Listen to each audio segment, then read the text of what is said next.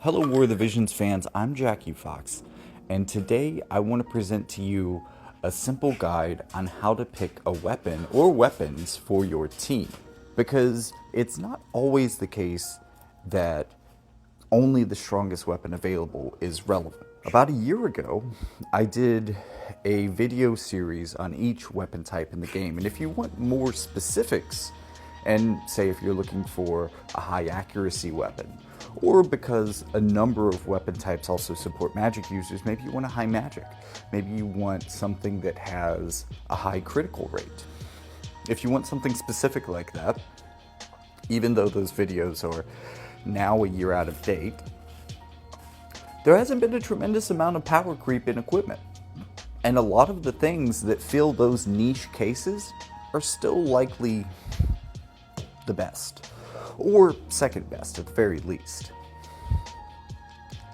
In fact, older equipment tends to keep up with newer equipment relatively well, with a few exceptions I'll discuss a little bit later on when we talk about the differences between different classes of MR weapons.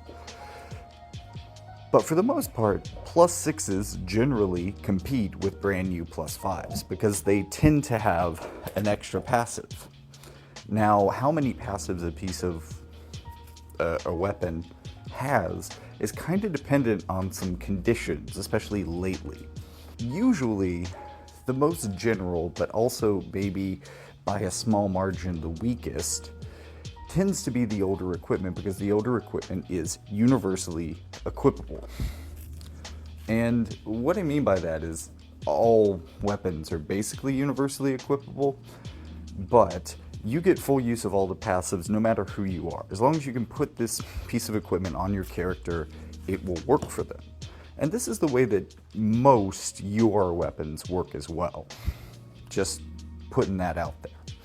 So this is also part of why UR weapons tend to work for generally everybody, because they have that highest level of power being UR weapons, but they're also universal like this. These are decent weapons to have, and if you say have like an all-strike team or an all-sword team, then maybe you will resort to using one of these pieces of equipment. My dog wants to play. Come on, get it. Maybe you will end up resorting to using one of these pieces of equipment.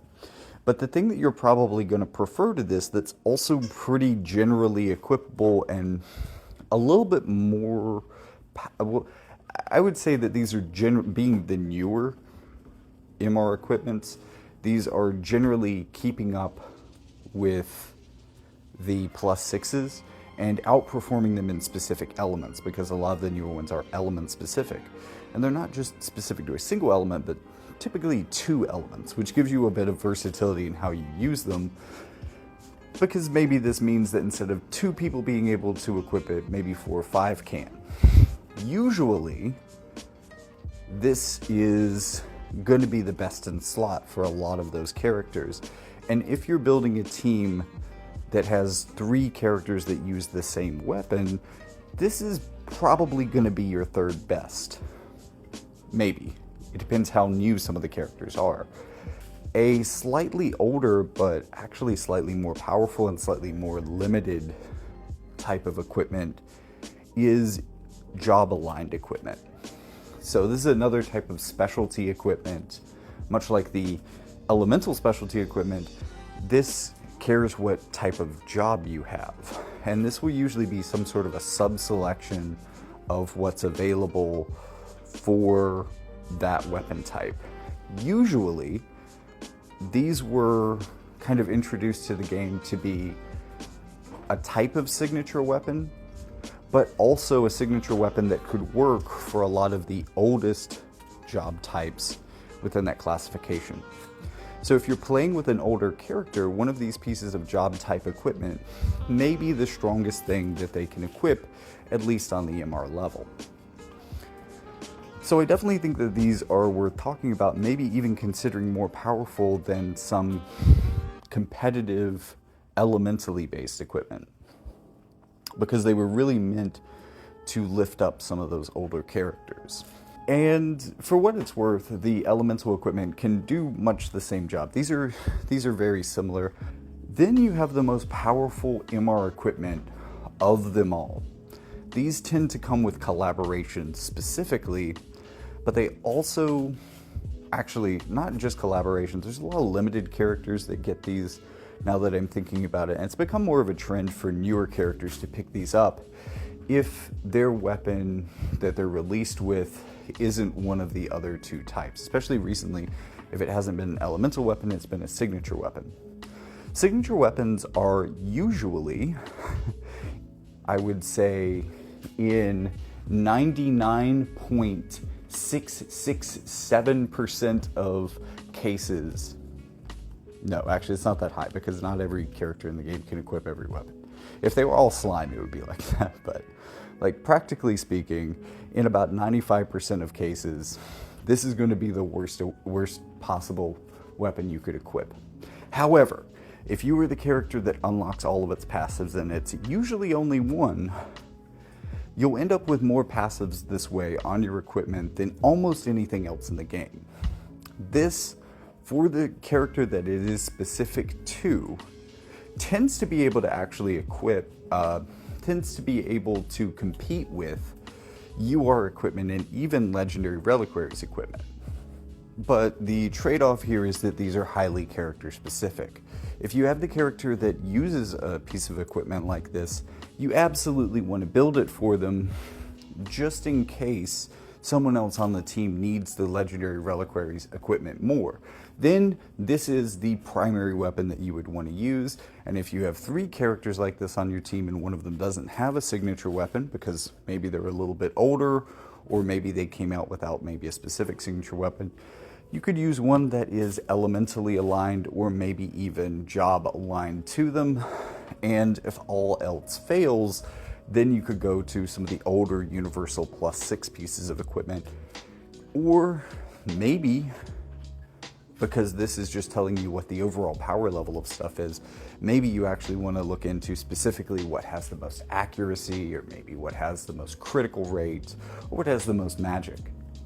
Now, talking about UR equipment, there's not a lot of this, and honestly, it's hard to keep track of where it all comes from. There's at least one piece of raid equipment, the Purple Lightning, which has a lot of ice attack up on it. It is a piece of universal equipment, and it is honestly a very strong katana. But because of this, it may as well be an ice-only weapon. It still could be your best katana in some cases, even when it's not equipped to an ice character, but generally ice katana characters are really gonna like this. It's almost a signature weapon for them. Pretty powerful. There's also a number of UR weapons that come from things like Trials of Reckoning. I can think of at least 3. I think one of the spears that I'm thinking about here has agility on it, which is incredibly powerful and relatively unique. There are very few weapons that can boost your agility. There's also a magic-based bow, which can be really important. There are alternatives for this by now, especially with Fina coming out with one. But for a point, this was by far the strongest bow for a mage that existed in the game. One of my favorites is the Mythgraven Blade. Generally pretty good lines of passives, but it also comes with AP cost rate down, which is just a really powerful thing. This is one of my favorite swords if you have this at +5, and I think the Trials of Reckoning that dropped this is like 2 years old. Still, in my opinion, one of the best pieces of equipment in the game if you have it at +5. And then there's a number of them that came out with global exclusive or global first characters, since most of them are no longer exclusive. You could pick these up on their challenge boards. A couple of them are universal, but very niche. Say Elena's weapon, the Estrella Aurora,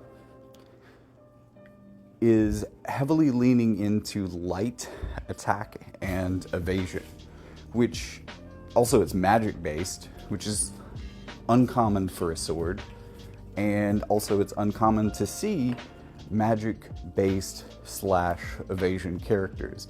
Maybe at some point in the future this will be best in show for a new evasive light mage. But for right now it's pretty niche and works for her. Sylvie has one that can boost older magic sword-based job classes magic by 30% and give them additional passives after that. So that's a pretty strong upgrade for some older characters. And as a piece of UR equipment, it's a very strong upgrade for them. Definitely a big upgrade to something like the Wave Blade +6 in the EMR slot, which is also job specific and covers some of the same bases. Also having a strong, relatively strong magic variant. I think one of the stronger one of these may be the Lance from Shadow Links on Ice. But there are a number of these, and some of them are more limited than others, but I think a lot of these are mostly like job locked. So they're okay. They're really good for who they're really good for. So they're a little bit specific. And then you have the Legendary Reliquaries equipment. And with a couple of exceptions, this is generally the best. I pointed this out very early in the video, but if you have this equipment, especially if you have it like fully maxed, its full +1 state, it is by far the strongest thing in the game. At that point, it is even stronger than maybe even other signature UR weapons. These things are just really stacked. For instance, the Dragon's Whisker is a spear. It has very high attack and magic. So it will work for any spear user, whether they are magic or physical based. And there aren't a lot of magic based spears, so this can be especially important for that. But it also lowers AoE resistance before dealing damage automatically. It can apply all elemental resistance down of 10% upon a critical hit. It just... There's other things too, but another thing that's really important about this spear is that it just has an incredible amount of accuracy, both via its passive skill and both through its raw stats as well. So even as a piece of accuracy gear, this one isn't entirely based on its raw stats, so it stacks pretty well and might allow you to switch out your accuracy passive on your trust runes for something else. And that's not a bad thing. The Save the Queen is also a pretty powerful contender. It gives you all physical damage. It gives you an anti-physical barrier for 2 hits on the beginning of the battle. So this can be a big contributor to why June the Spring Celestial, who is more of an anti-magic unit, can often be built in such a way that at least at the beginning of the fight, she takes physical damage incredibly well too. It also provides AP cost rate down, so this is really similar to the Mythgraven Blade, but a more defensive variant. It doesn't really offer as much in your attacking power up, although it has a really great stat line, and once again has some magic stats here, which is helpful for Rain, I guess. He could definitely use the physical barrier. The AP cost rate down is a little bit wasted on him, but it is what it is. Yoichi's bow is pretty cool in that it just provides a pretty heavy amount of hate down, which can be really cool for your back row archer that's going to get one shot by basically anything on the field.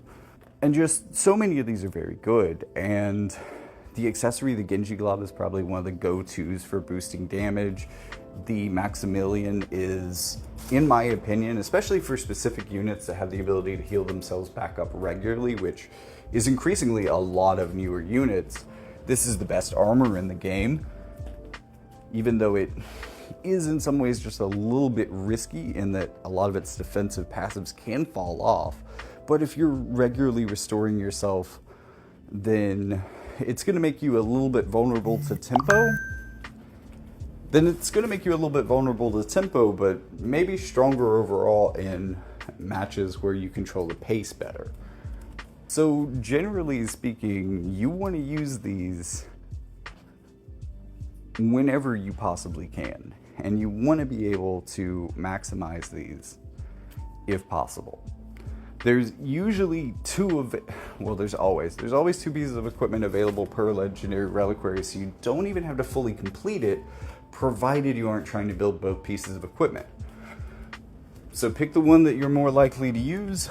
Go ahead and do as good as you can to max that thing out, because it's really going to be the best thing that you're going to get. And I haven't even mentioned the Blood Sword yet, and the Blood Sword is maybe the most iconic of these, and probably the most needed, because, I mean, there's just a lot of sword characters in the game, so there needs to be a really powerful sword in the game somewhere, because only one of your 3 characters are going to be able to use it if you're running like an all-sword team, and that's very easy to do in this game.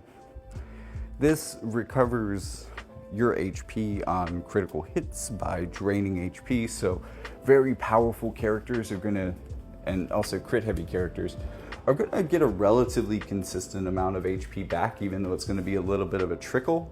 It's kind of like an offensive version of regen at this power level, and it really stacks into other healing effects pretty well.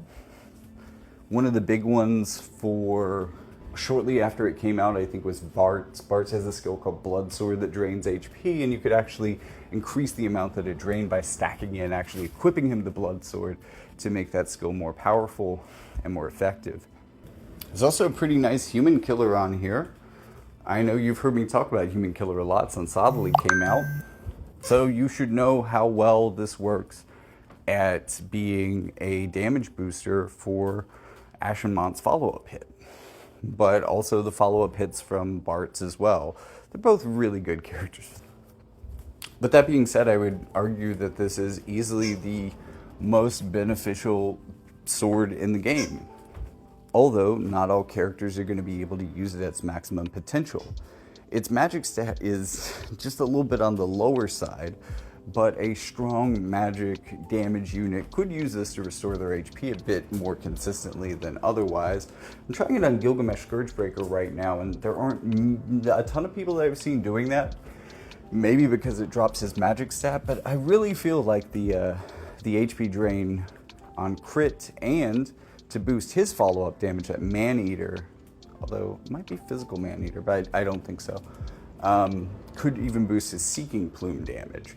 So just a really good sword. But again, if you're running a team like Gilgamesh and Ashen Mont, then what you're probably thinking is, okay, only one of these characters can equip the Blood Sword, so I'm probably putting it on Ashen Mont because of the better physical, and for Gilgamesh I'm going to go with his signature MR weapon because that activates enough passives for him that it's at least comparable in power to what the Blood Sword is doing, even though there's nothing like a good Blood Sword. At least not in Final Fantasy. Anyways, thank you so much for watching.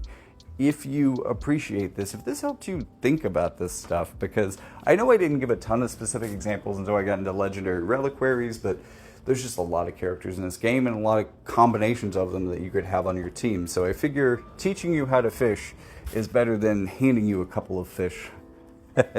Even though I did toss you a couple live trouts there at the end. So if you appreciate that, remember the free-to-play option for YouTube is to like and subscribe.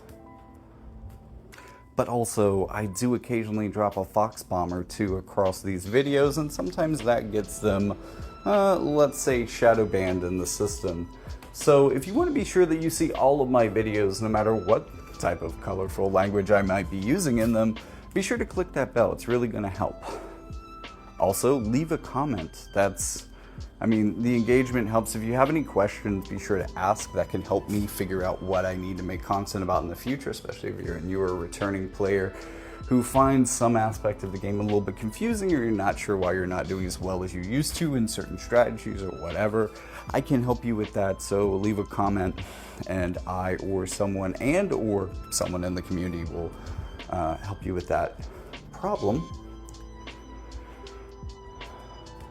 There's also a link in the description that will lead you to the rest of the Jackie Vox Media universe, including other YouTube channels, podcasts, books in fantasy, science fiction, and a near past kind of cyberpunk, because the cyberpunk books predicted it back in the day, but we've kind of, on a number of levels, gone past the point of cyberpunk dystopia recently. So if you find that interesting, if that's content that sounds like it appeals to you as well, then check out that link in the description. Check out those books. It Even Happens While We Sleep, which is the near past cyberpunk dystopia set in the early pandemic. Then you'll find links for those in the description. And with all that being said, thank you so much for watching, and I'll see you in the next one.